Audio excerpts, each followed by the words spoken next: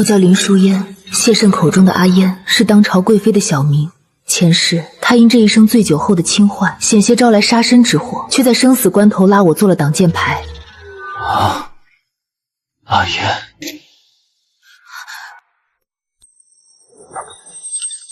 叶生，你方才唤谁？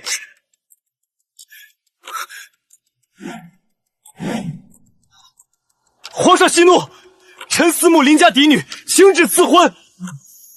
果然和前世一模一样，为了活命，他又要拿我当他掩盖奸情的牺牲品。林淑嫣，谢世子说思慕你。皇上，臣女有话要说。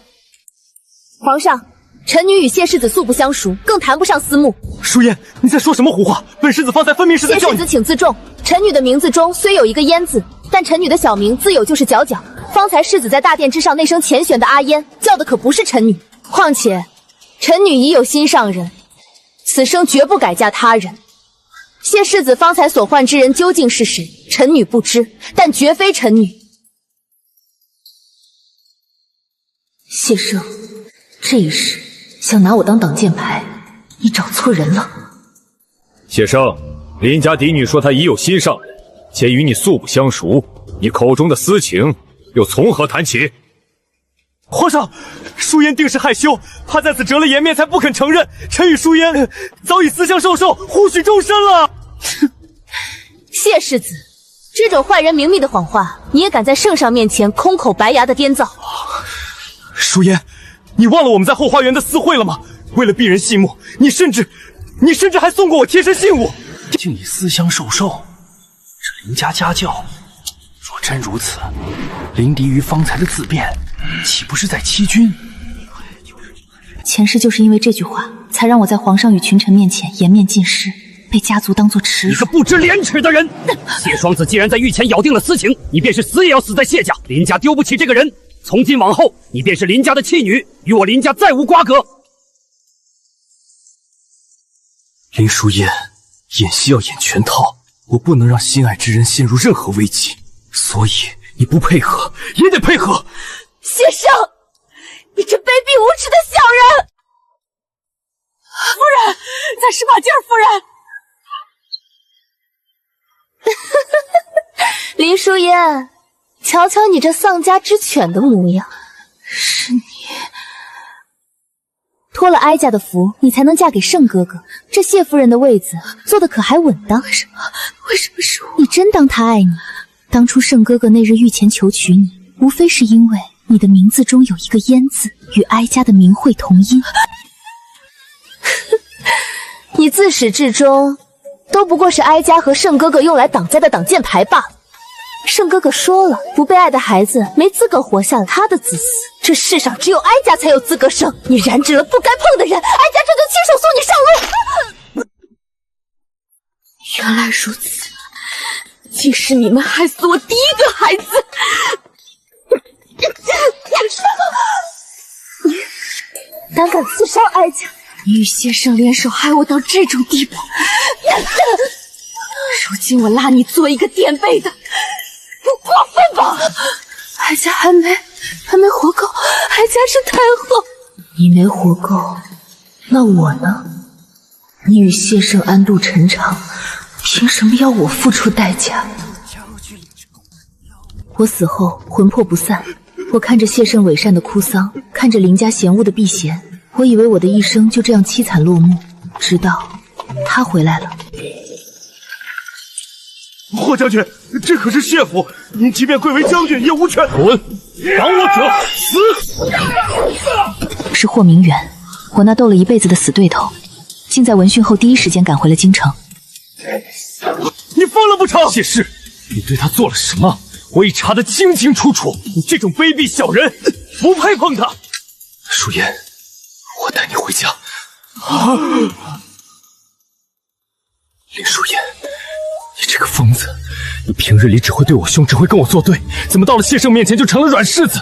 你在哭？都被人欺负到头上，被践踏成这样了，你为何不早些告诉我？难道我霍出生在你眼中就那么不值得信任呢？感情你竟然暗恋我。后来霍明远为了查成真相，处处与谢胜作对，在他25岁那年，被谢慎诬陷通敌叛国，最终惨遭谋害。我在那个预知梦里，眼睁睁看着他因我而死，却什么都做不到。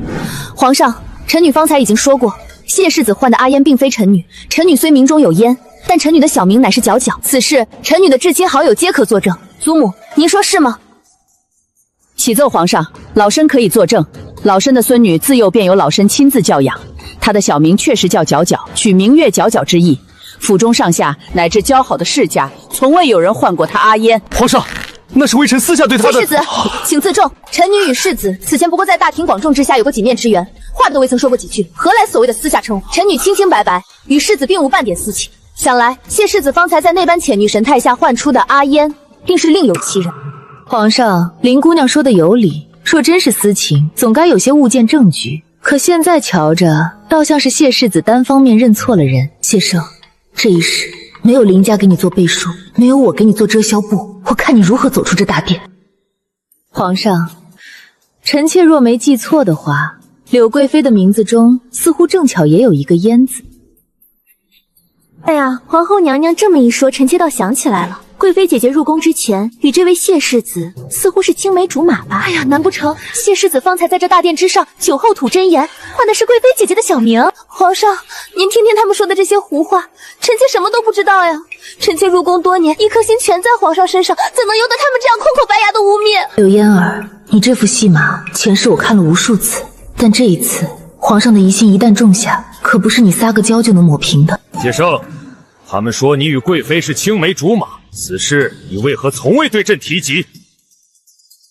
淑燕，别再跟我闹脾气了，在大殿之上如此胡言乱语，会让旁人误会的。你最好乖乖听话。你是在气我没早点登门提亲？你放心，等今日出宫，我会立刻说服家族，风风光光的明媒正娶你为妻。谢世子，请自重，你的厚礼，臣女消受不起。皇上，臣女不知谢世子为何会在这宫宴之上公然喊错人，更不知他为何如此厚颜无耻，一口咬定与臣女有情。但臣女心中的确早有心上人，且此生非他不嫁。那人不是谢世子，而是霍家四郎霍明远。皇上若是不信，大可以将他从边关叫回来当面问话，臣女清白与否，霍将军自能证明。霍明远，前世你为我闯谢府抢尸首，这一世我把命赌在你身上，赌你一定会承认。霍家四郎，好，既然你敢拿名节去赌，朕便成全你。来人，即刻书信一封，传往北京，速将霍明远叫回京城。朕倒要看看这大殿之上到底是谁想欺君罔上。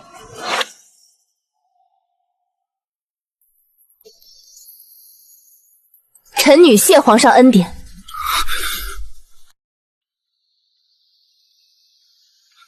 林淑燕，且慢。谢世子有何话要说？我乃谢家少家主，京城中多少才女倾心于我，机会就在眼前，你何不顺水推舟？你们林家不止你一人，我谢家诚意满满，给你的远远不止你想象的那样。世子这番言辞，倒像买卖筹码的计较，实在寒心。淑燕，你别误会，今日你当众拒绝，令我颜面扫地，但我仍念及两家就好。谢世子，言辞需谨慎。林家虽不止一女儿，却从未沦落至嫁入世仇之家。世家高门的亲情，大多以利益为主。我曾心寒，但也理解，悲春伤秋毫无用处。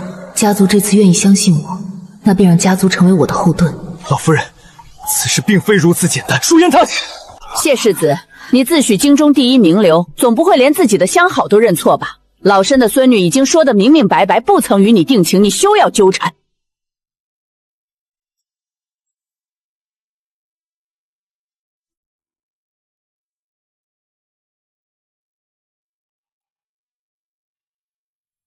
祖母，世家间的亲情真是多半掺杂了利益金客。不过今时不同往日，家族愿意在此刻给我靠山，也是好事。淑妍，一家人彼此相护才是根本。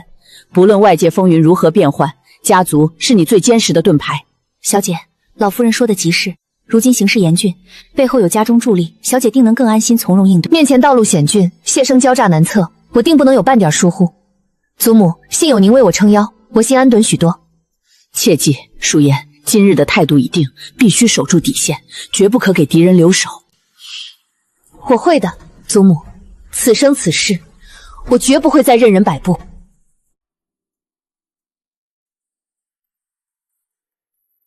皎皎，宫宴上的事我已听说了个大概，你如今这副神色，可还有什么话要说？祖父，菊女今日想说的是一个噩梦。说来听听。梦中，谢胜来求娶之名，将孙女强纳为妻，不过是为了掩盖他与贵妃之间的私情。孙女嫁入谢家之后，不过是一块遮羞布，任人欺负。此话当真？不止如此，孙女头一胎是谢胜亲手动了手脚，让孩子没能留住。而林家也在谢胜羽翼渐丰之后，被他一步步逼入绝境，最终满门凋零。谢胜竟敢如此行事，他眼里还有没有王法？此事绝非偶然，谢家早有图谋。虽是匪夷所思，但也不可轻视。今日宫宴，谢胜想求娶皎皎，便是最好的证明。谢家当真大胆，莫不是想混淆皇家血脉？祖父，在我的梦里，的确看见小皇帝就是谢胜的儿子。好，甚好！此次若能让谢家栽个跟头，丫头你就是林家功臣。小姐，如今老爷与几位叔伯皆站在您这边，往后行事总算有了仪仗。有家族相助，自然比孤军奋战要强。小姐从前难道不曾？从前的事不必再提。如今既然家族愿意支持，那便好好把这份复利用起来才是正经。祖父，孙女有一事想请家族出力。讲。谢胜与柳嫣儿之间的那些往事，孙女想借家族的耳目，将此事传遍京都，越详尽越好。你是说，将他二人的私情？不错，郎情妾意的细节一字不漏，让京都城人尽皆知。此事交给我林家来办，你只管等消息。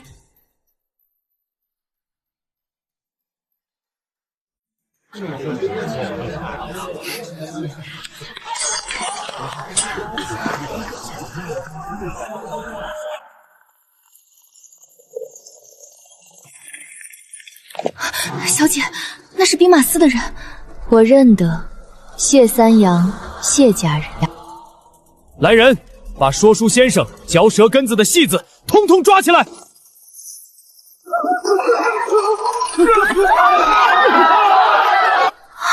小姐，他们说是在抓细作，可这抓细作是假，堵人口舌才是真。小姐，谢家这是将潇潇压下去，如今满城风声鹤唳，往后只怕没人敢再开口了。谢家堵得了一时，堵不了一世。人心里已经种下的东西，哪里是说抹就抹得干净的？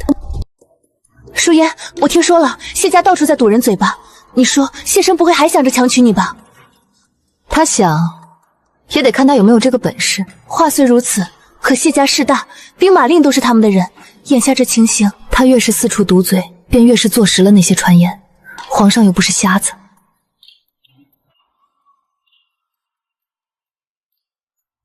小姐，谢家如今四处派人堵嘴，连说书先生都被抓了去，这流言怕是要压下去了。他以为堵住旁人的嘴就能把事情压下去，难道压不住？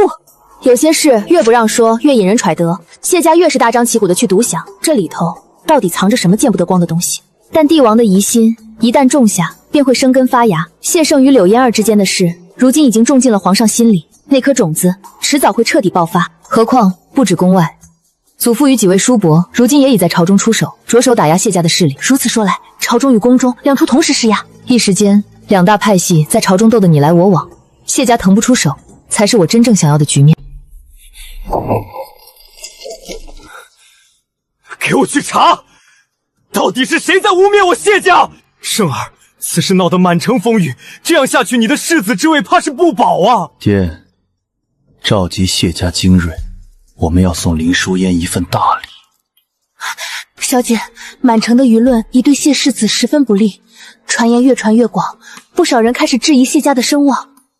谢胜急了，谢家内部也开始动荡，甚至有声音提议重选世子。他岂能坐视不理？谢世子已经反复召集亲信，面色焦躁，宫中传闻他频频借酒消愁，眼神阴沉可怖，简直变了个人似的。这正是他乱了番寸的表现。另外，远在边关的霍明远将军已经收到消息，预计不日便会回京。他回京的消息必定让谢胜更感威胁。确切消息来了，谢世子已秘密雇佣江湖死士，准备在半路截杀霍明远。此计若成，朝廷即便彻查，也查不出他一丝痕迹。谢胜这回真是火烧眉毛，到了孤注一掷的地步。小姐若亲自去接应，风险极大。霍明远是我信赖之人，非我不护。若他有憾，我怎对得起他？即刻备马，我亲自前去接应。小姐小心。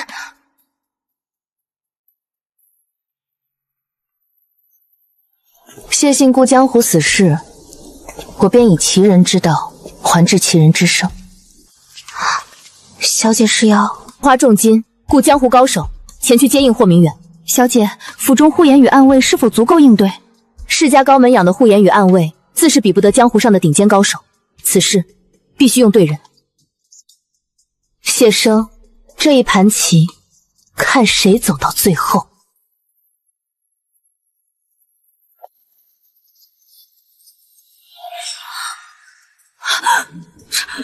这是霍将军！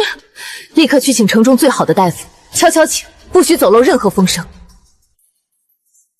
霍明远，你先撑着，我既然把你牵扯进来，就绝不会让你出事。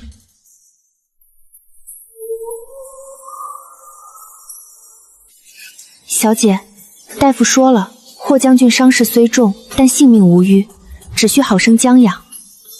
对了，小姐，还有一事，霍少将军在边关听闻您的事之后，连夜快马加鞭回来，中途没有歇息，身边也没带几个随从，这才遭了毒手。连夜赶路，身边又没带几个人，霍将军当真是心急如焚。林、霍两家一文一武，原本没什么交集，但我的大姑嫁给了他的小叔叔，两家成了姻亲。也正是从那时起，我与霍明远便总是低头不见抬头见。他从小就非让我叫哥，我偏不服，硬逼他喊我姐。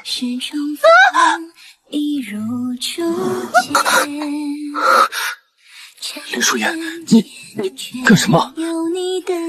你这表哥倒会做个软肉店，小少爷总爱招惹小姐，拔发簪、扯头花、抢糕点，真是又皮又坏。霍明远，我不是有意的，你就当做什么都没发生。你生气了？我牙疼你了？你的脚还好吗？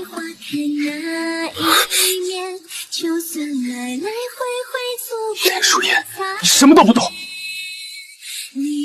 什么都不懂？我不懂什么？小姐，您当真不懂？你懂？奴婢也不懂。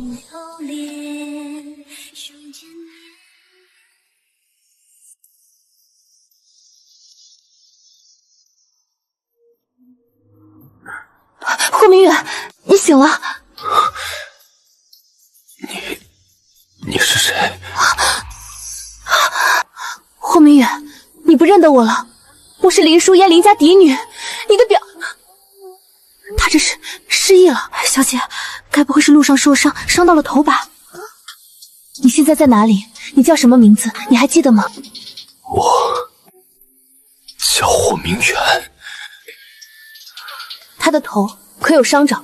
霍少将军一路奔波，数日不曾歇息，耕地的牛都没他累，加之他身上数道伤狗肚，这才导致昏迷。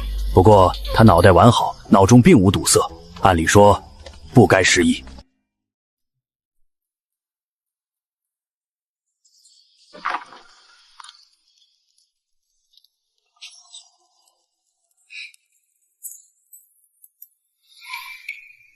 小姐，牢中说他并无失忆之症，可他方才明明……他记得自己叫什么名字，记得从哪里来，脑子清醒得很。小姐的意思是，他是装的？霍少将军，你的脚趾头捐着做什么？你不记得我了吗？我是舒嫣啊。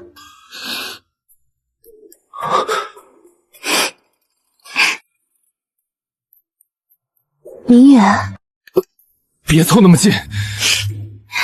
所以你记得我？我为何会在这里？你我是什么关系？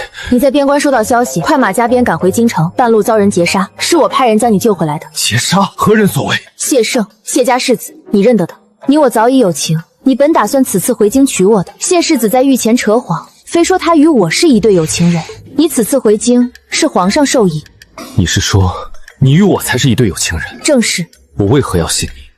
你有什么证据？明远，你仔细瞧瞧，这枚玉佩眼熟吗？明远，你记得的。明远，你我从小就认识，你想要什么证据？你经常偷偷摸摸来我院里，这你忘了吗？你还喜欢爬我家墙头。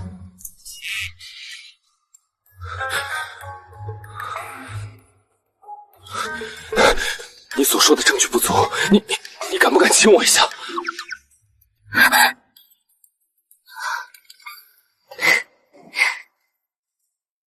明远，你可真大胆。我只是随口一说，你不愿意也无妨。既然霍将军始终不信，那我便不再勉强，先行告退了。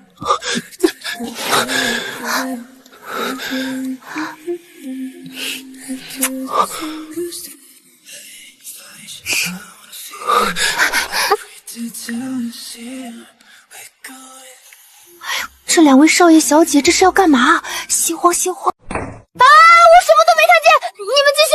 这些长辈真是不分场合，不成体统。爹娘如此，堂哥与表姐也是如此。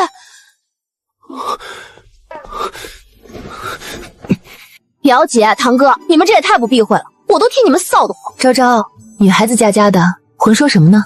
哎呀，昭昭小姐，您就别打趣少将军了，瞧瞧少将军的脸，都快能煎鸡蛋了。大敌当前，老夫还是先为霍少将军复诊把脉吧。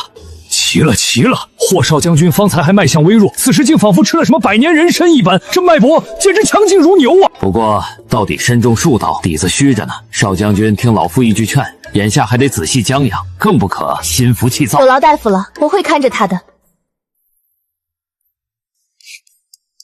堂哥，我爹娘让我来看看你，还特意交代了话呢。叔父和婶人说什么了？爹娘说了，让堂兄你全力配合表姐与林家，千万不可违背表姐的意愿。表姐让堂兄他做什么，堂兄你就得做什么，不许顶嘴，更不许拖后腿。小姐，奴婢瞧着霍将军这伤口都结痂了，精神也渐好，怎么这记忆倒像是越发倒退了？他那是装上瘾了，明知道我需要他去御前当众承认，他借着这个由头变着法的在我这儿占便宜呢。疼，娇娇。明远，这金疮药最是温和。你堂堂一个杀敌无数的少将军，当真有这么疼？娇娇，我身上这么多伤疤，你以前也这样细心照料过我吗？你怎么都不给我吹吹了？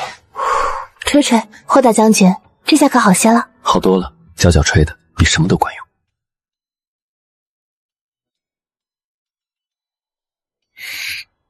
霍明远，你给我坐直了，衣服还没穿好呢。我刚醒没多久，头晕的厉害。你以前对我最是温柔了。哦，我以前怎么温柔了？你以前对我说过哪些情话？你现在快说来听听，指不定哪一句听着耳熟，就能帮我把记忆给找回来了。情话没有，不过我倒是想起一句你以前常听的。霍明远，你再敢爬我家墙头，我就让护院放狗咬你，这算不算？好了，别闹了，你既然伤势已经无碍，也该回你的将军府去了。我不回，我伤势过重，大夫说了，此时随意挪动身体最是不利于伤口恢复。是吗？自然，我得待在最安全、最舒心的地方，尽快康复，如此才能在最快的时间内去皇上面前为你作证啊！万一路上又遇刺或者伤口崩裂，那岂不是耽误了你的大事？少将军这借口找的真是叫人挑不出半点错处。行，霍将军，那你便在这榻上好好的养伤吧。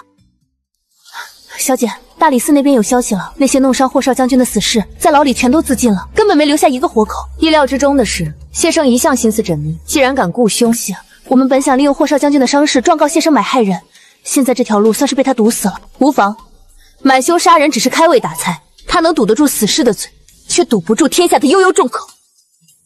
小姐，老爷和几位叔伯在正厅商筹要事，特意差人来请小姐过去一趟。走吧，去正厅。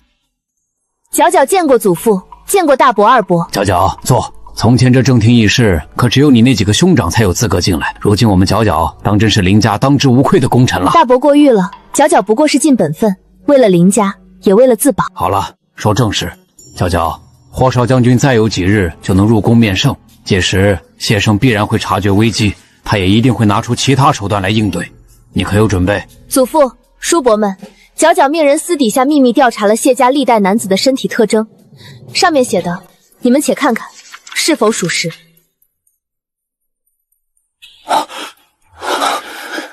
父亲，您这是怎么了？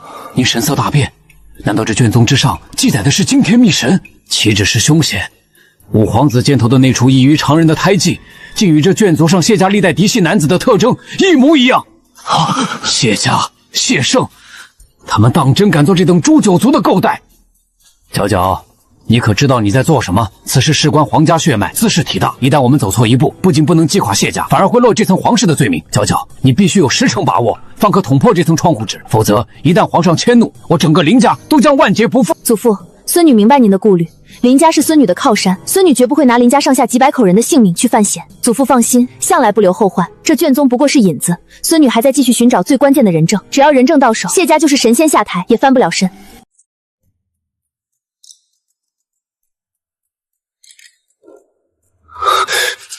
皎皎，我入宫作证之后，你不会卸磨杀驴吧？霍将军，这说的是哪里话？如今大敌当前，你倒先跟我算起账来了。我没与你玩笑，今日这一步踏进去，我可就全按着你的计划走了。我可告诉你，只要在皇上面前承认了你我二人的关系，你就不能反悔。往后，你休想再把我推开。今日入宫，我这条命还有我霍家的声誉，可全都压在你身上了。霍大将军说的委屈，倒像是我强逼着你上了贼船。怎么不委屈？我也是要名声的，更是一个传统的男子。霍大将军在战场上杀敌无数，怎的到了京城胆子反倒变小了？这能一样吗？战场上面对的是枪，面对你，我输不起。放心吧，我林淑烟既然在大殿上放了话，就绝不反悔。先前在灵府客房，我受了伤，我到处都被你看光了，你贴身照顾，还给我上药，摸也摸了，看也看了，你要尽早对我负责，别让我等太久。男子的好时光也就这么几年，你可不能耽误我。好，谢慎一倒台，你我就成婚。当真？你愿意娶我？我的意思是，你愿意嫁我。当然，你若想娶我也不介意入赘。行了，霍大将军，宫门到了，收收你那副不值钱的样子。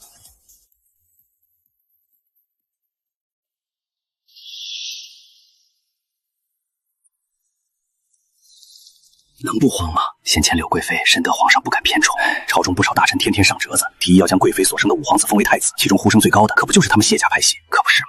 如今这私情的流言满京城飞，这阵子以来，谢家哪里还有人敢提立太子一个字？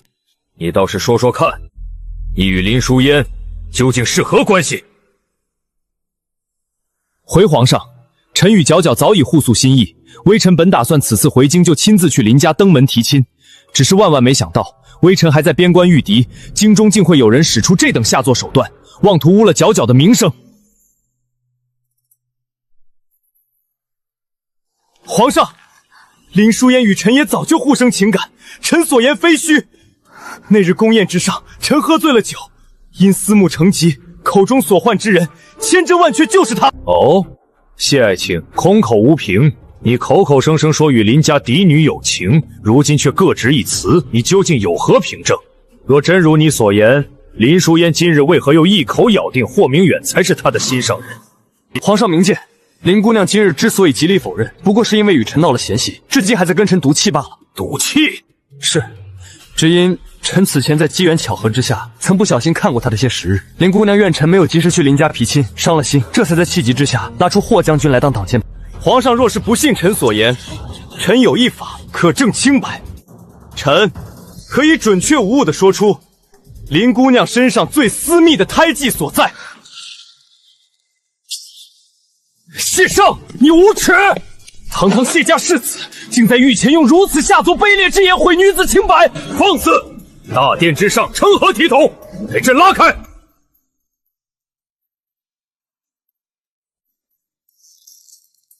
皎皎，别怕，有我在。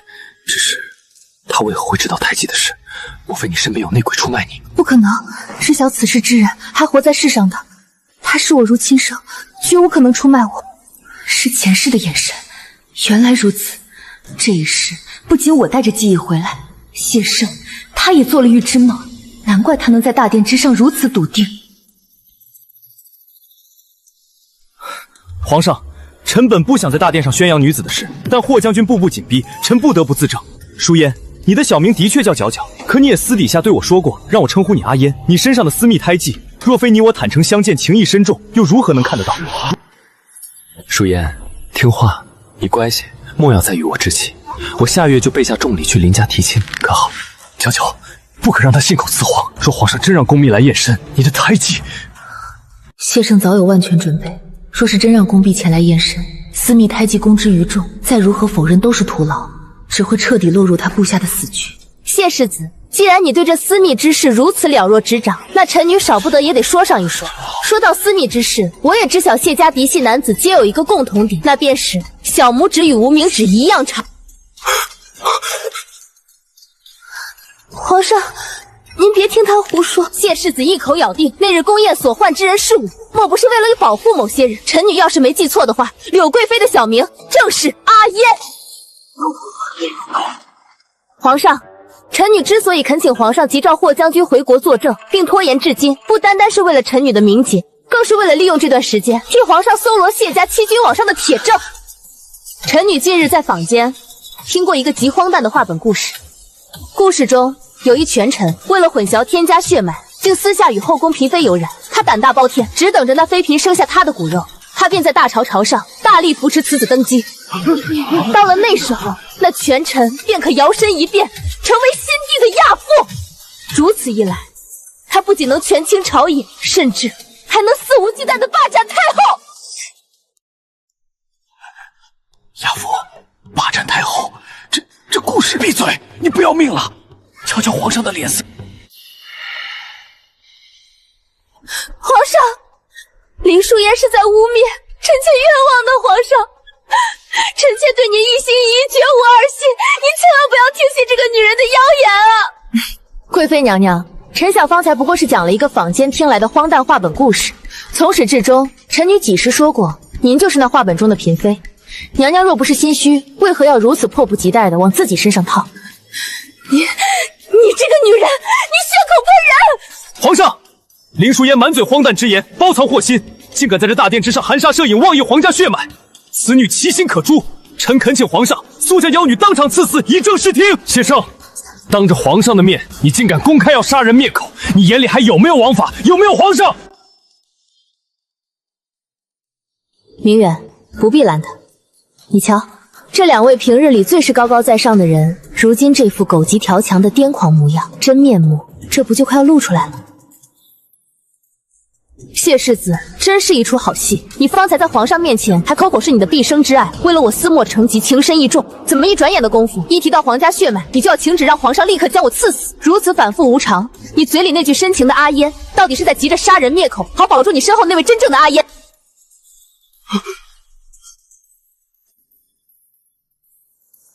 皇上，天家威严不容挑衅，皇家血脉更不可儿戏。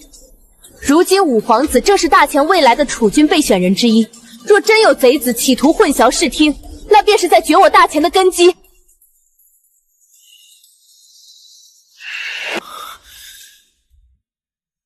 来人，将五皇子带过来。遵旨。另外，再宣太医院院判。娇娇，你看先生，他平日里最是注重仪态，如今连后背都被冷汗浸透了。他若心里没鬼，何至于吓成这般模样？启奏皇上，五皇子与院判大人已带到。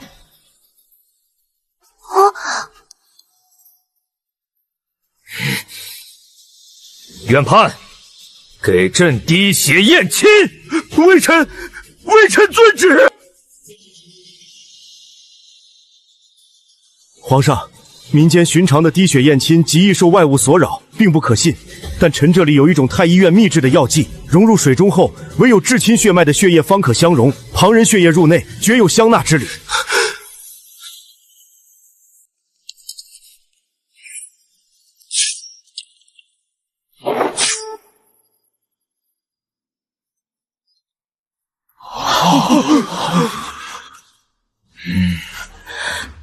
刘嫣儿，你根本就不是什么早产。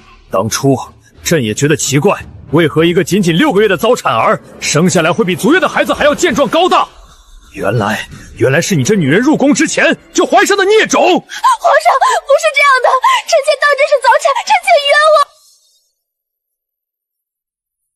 皇上，贵妃娘娘口口声声喊冤，但有些事只要去查，天底下的纸便包不住火。皇上若现在遣人细查，定会发现当初贴身伺候贵妃娘娘、负责接生的那几个稳婆、宫婢以及当值的御医，在五皇子落地之后，如今已尽数不在人世了。这些人无一例外，全在短时间内死于非命。世间哪有这么多巧合之事？唯一的可能，便是有人为了隐瞒惊天丑闻，将知情之人尽数灭口。圣哥哥，救我！圣哥哥，你快跟皇上解释啊！救救我们的孩子！完了，这下全完了。皇上，臣也是一时糊涂，臣是冤枉的。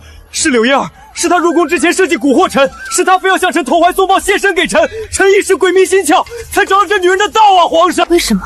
圣哥哥，你为何要这样说？明明是你在我入宫前夜找上我，说你对我也念念不忘，不甘心眼睁睁看着我入宫。那晚分明是你缠着我不放，你如今为了保命，竟将所有罪名推到我一个人头上。你胡说！你这个疯女人，休要在大殿之上信口雌黄，毁我清誉！谢世子，方才你还口口声声说对我情深似海，为了保命，转头就能将与你生了私生子的贵妃推出去送死，你的深情可真是让臣女大开眼界。这等自私自利、毫无担当的卑鄙小人，也配谈情爱，真是令人作呕。圣哥哥，是你说要让我们的孩子坐上太子之位，你现在莫不是毁了？可这一切都是你一手促成呀！你不能将罪过都怪在我头上。母妃，我要母妃！闭嘴！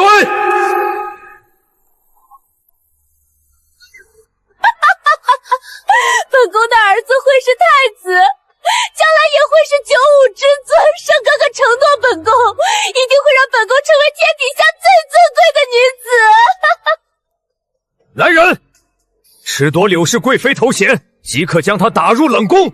至于谢圣，打入天牢，择日五马分尸。遵旨。明远，终于一切该尘埃落定了。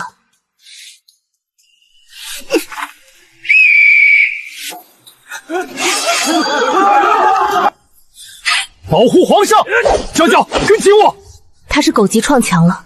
他竟然将谢家多年来埋在宫里的暗桩线人，全在这一刻调了出来。顺我者昌，逆我者亡。林淑烟，今日死的人只会是你们！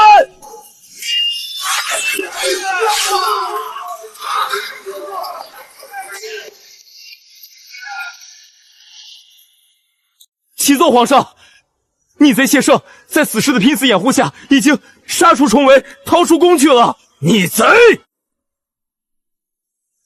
逃了！在这重重禁军护卫的皇宫里，他居然说逃就逃了。朕的身边到底还有多少世家安插的眼线暗桩？查！去把剩下的几位皇子统统给朕带过来，验！给朕一个一个的验！朕倒要看看这后宫里还给朕藏了多少孽种！皇上，验过了，几位皇子皆与龙血不容，如今竟唯有小公主确实是天家骨肉。绝嗣，这是要绝了朕的江山啊！皇上中风了，快调参汤！宫里传来消息，皇上虽然保住了性命，但中风极重，如今瘫痪在床，全靠着百年野参汤吊着最后一口气。如今皇帝病危，谢圣潜逃，朝野上下也是一片震荡，各方世家瞧准了天家无后，如今个个蠢蠢欲动。他们是想趁虚而入，扶持一个年纪尚小、听话懂事的傀儡皇帝登基，以便日后挟天子以令诸侯吧。不错，世家高门不进则退，若被旁人抢了先，林家便只有任人宰割的份儿。皎皎，这盘棋咱们林家也绝不能落后。小公主是皇上嫡亲血脉，其母是宫婢出身，无母族之应。林家只要扶持小公主登基，这大钱江山日后就是咱们林家说了算。可小公主终究是个女子，自大钱开国以来，从未有女子承袭大统的规矩，百官怎会悉从？明远，我要的就是女子上位。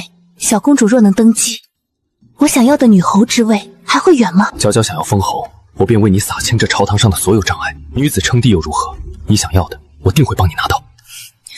祖父，凡事都有先例，小公主为何不能成为女帝先例呢？与其从皇室宗亲选人，不如就挑无人问津的小公主，她最容易掌控。好，那便依你所言，林家全力扶持小公主登基。祖父，我会与霍明远尽快完婚，如此一来，林霍两家的姻亲将更加稳固，两家藩文武联手，定能全力压抑朝中异党，让小公主顺利继承皇位。老将军放心，霍家上下定会全力配合角角与林家，只要林霍联手，这京中百官绝无一人敢有自缢。祖父，这可是我林家崛起的大好时机，百年难遇，错过了，可就再也没有第二次机会了。好，好一个文武联手！角角，今日祖父便陪你赌上这一局。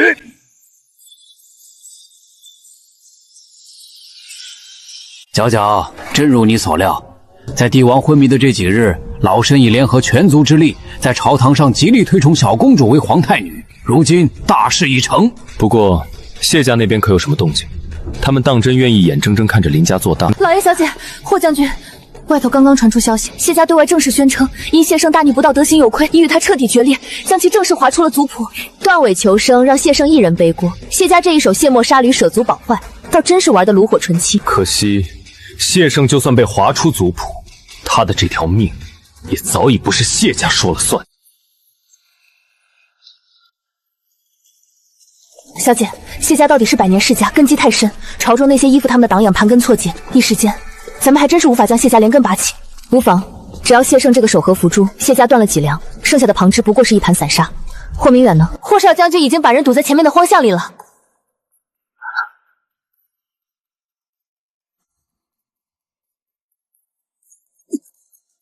谢胜，小爷都舍不得欺负的人，你胆敢差点毁他一生，小爷今日就解决了你！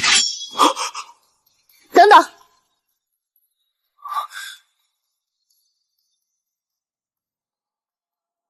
就这么让他死了，太便宜他了。明远乖，我要亲自处理他，你莫要插手，先回去吧。好，我听你的。只是你千万忘了先前答应过我的事，待谢胜倒台，你我就立刻成婚。你可不反悔？你可快回去吧。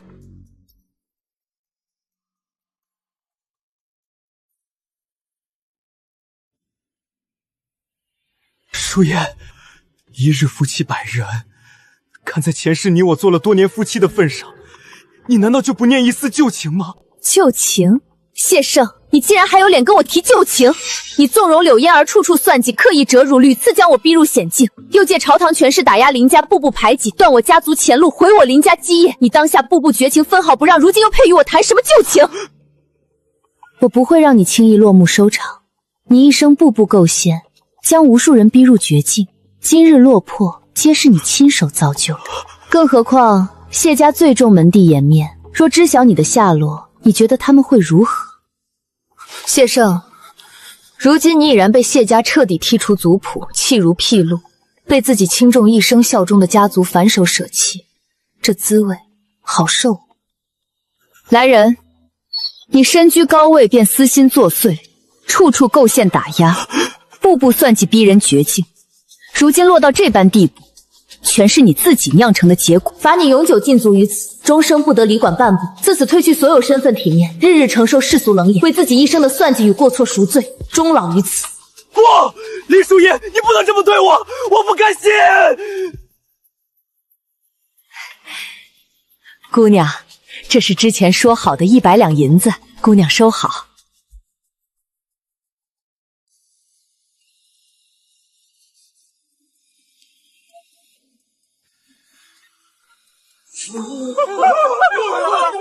小姐，这100两银子也是笔巨款了，您怎么就这么随手扔给这些叫花子了？以惩戒恶人换来的钱财，救济这些濒临冻死饿死的贫苦之人，以不义之资行救世之善，这何尝不是一种圆满？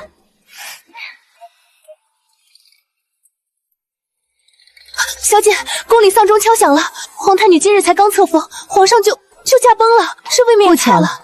若无万全准备，祖父怎会轻易扶持小公主？天意如此，亦是人为。小姐不觉得老爷他们手段太过了些吗？人性本就如此，过往家族为势取舍，未存谋进，我皆能看懂，不做评判。唯有站上最高处，方能亲手掌控自己的命运，再不任人摆布。角角，此番大事告成，你当居首功。如今新帝登基指日可待，林家已是权倾朝野，祖父今日允你，林家绝不亏待你。你想要何赏赐，尽管开口。大伯母那边，京中名门公子的名帖随你挑，嫁妆必是全京城最厚重的。祖父、大伯、二伯，皎皎不要红妆，不要金银，皎皎想要的赏赐是封女侯。封侯？大前开国至今，从未有过女子封侯之先例。皎皎，你胡闹！是啊，皎皎，一介内宅女子封侯，御史的唾沫星子能把林家淹死，这万万不妥。规矩从来就是人定的。祖父，给我1年时间，若这1年内我能立下滔天功绩，让天下百官心服口服，你们便全力助我封侯。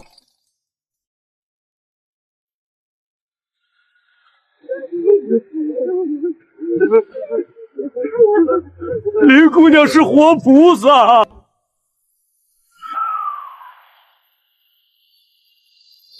今夜子时，江南道必有地龙翻身，所有人立刻放弃家产，跟大军撤离到空空之地。林姑娘的神预言从未错过，大家快走！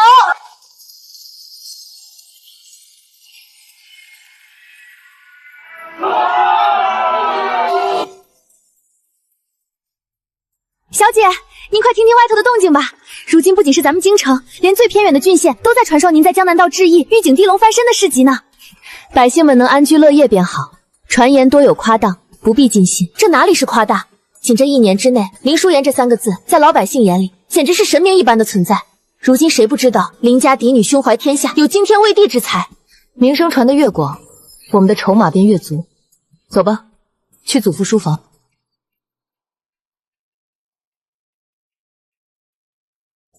皎皎，这1年来你在江南道的所作所为，老夫在京城看得一清二楚。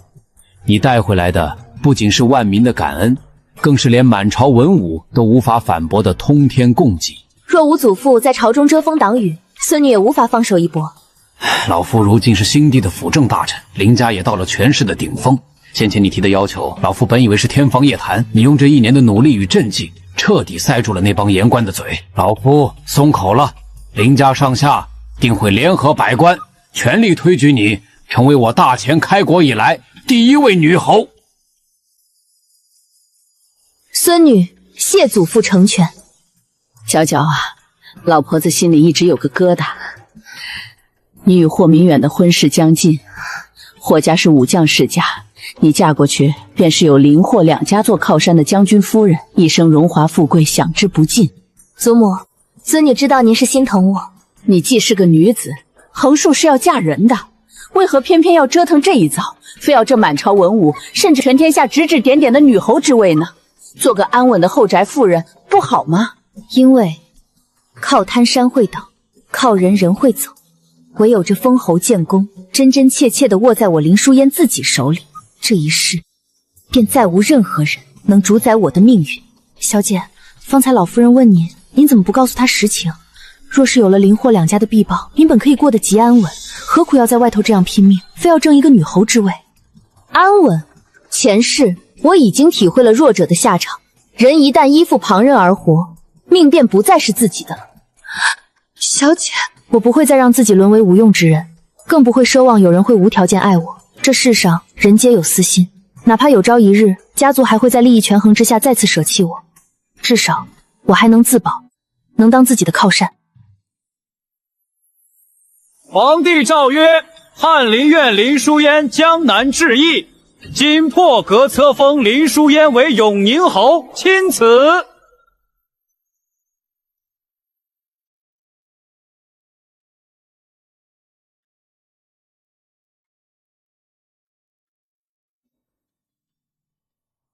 霍大将军，我这宅子入住的第1晚，你就这么急不可耐的夜闯了？传出去，你少将军的名声还要不要了？皎皎，这墙头小爷打小就爬惯了。再说了，你如今可是高高在上的女侯爷，我若不夜闯，何时才能见得着你？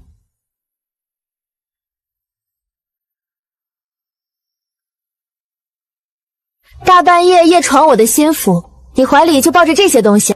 皎皎，我找了江南的刺绣大师，让他教了我好几个月呢，我定能亲手给你缝制出一套最完美的嫁衣。还真别说，你绣出来的鸳鸯竟如此精致可爱。明远，这京城中多的是顶尖的织女绣娘，你为何非要亲自绣这嫁衣？角角如今都是大前赫赫有名的女侯爷了，我这个做少将军的，若是不上赶着巴结巴结，万一哪天被你退了婚，我哭都没地方哭去。而且我先前在书上瞧见，夫婿亲自绣的嫁衣，能保我们2人白头偕老，永结同心。最主要是这京城里便的世家公子会的东西我都会，而旁人不会的女工我还会。角角，我是无可替代的。霍少将军，既然你如此神通广大，前些日子怎么不继续装失忆了？我瞧着你演得挺过瘾啊。我若不装失忆，如何面对你？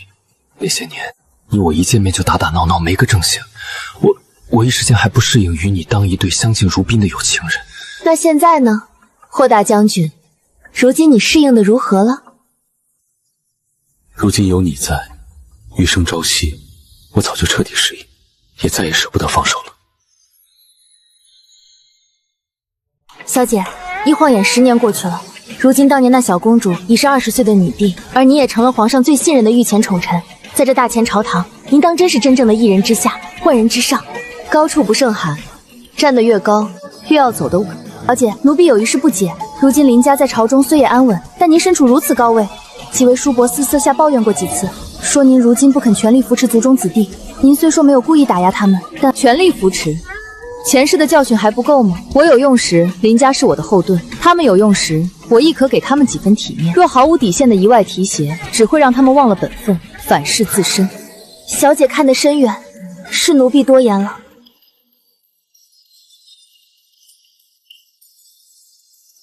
陈琳疏烟参见陛下。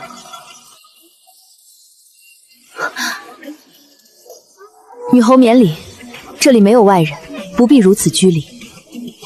朕知道，当初是你极力推崇朕，你助朕登基改命，朕赐你千秋功勋。臣谢陛下。臣这一生定不负陛下，亦不负大前江山。